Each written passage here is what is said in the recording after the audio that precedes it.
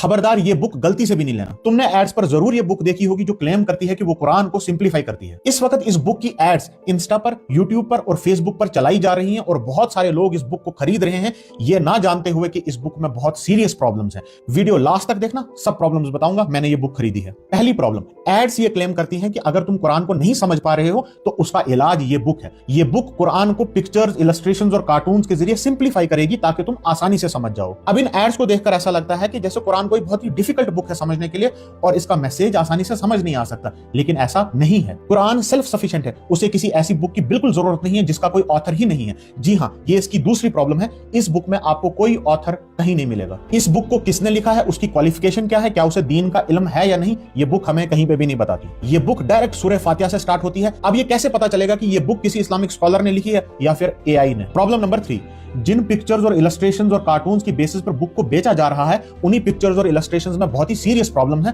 कुछ एग्जांपल दिखाता हूं। आदम अलैहिस्सलाम और हव्वा अलैहिस्सलाम को कुछ इन कपड़ों में दिखाया गया है। इसके अलावा मरियम अलैहिस्सलाम को दिखाया गया है। ईसा अलैहिस्सलाम को वैसे ही दिखाया गया है जैसा क्रिश्चियंस उनको ड्रॉ करते हैं। ये रहे नूह अलैहिस्सलाम कश्ती पर, ये रहे यूनुस अलैहिस्सलाम मछली के पेट में, ये हैं सुलेमान अलैहिस्सलाम अपने तख्त पे, ये रहे इब्राहिम अलैहिस्सलाम अपने बेटे की कुर्बानी देते हुए, और ये रहे मूसा अलैहिस्सलाम फिरौन के सामने, ये जब उनकी उम्मत बछड़े को पूज रही थी और वो कह रहे हैं नो जस्ट लाइक कॉमिक्स, और ये हैं असहाबुल कहफ जिनका जिक्र कुरान में बड़ी इज्जत के साथ आया हुआ है, और ये हैं इनकी शक्लें। ये सेम शक्लें इस्लाम के दुश्मन नबी सल्लल्लाहु अलैहि वसल्लम के लिए यूज करती है, नाऊज़ु बिल्लाह। ये बन रहा है गज़वे खंदक का मजाक, और ये हैं 4 औरतें।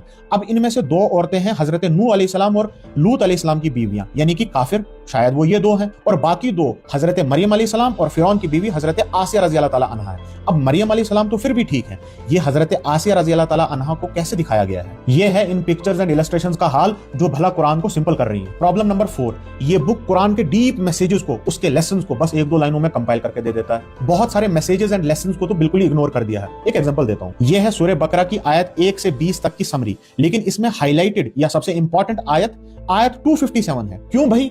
1 से 20 तक कोई हाईलाइटेड आयत नहीं मिली आपको। 1 से 20 तक इंसानों के लिए ऐसी गाइडेंस है, ऐसी हदायत है, कहीं कोई जिक्र नहीं है। ये हाईलाइटेड वर्स कभी उन्हीं आयत में से होती है जिनका इधर जिक्र हो रहा है, बट कभी कभी बिल्कुल रैंडमली कहीं से भी उठाकर उनको हाईलाइटेड वर्स बना दिया जाता है। कुरान का एक स्ट्रक्चर है, एक फ्लो है जो तुम्हें इस बुक में कहीं पे भी नहीं दिखेगा। और अगर तुमने कुरान पहले कभी नहीं पढ़ा या तुम्हारे पास ज्यादा इल्म नहीं है तो फिर ये बुक तुम्हें समझ ही नहीं आएगी। ये जैसे किसी ने नोट्स बनाए हैं जिसको अब सिर्फ वही समझ सकता है। ऐसी बुक्स को एड्स में बहुत अच्छे से दिखाया जाता है, तुम्हें भी अच्छा लगता है।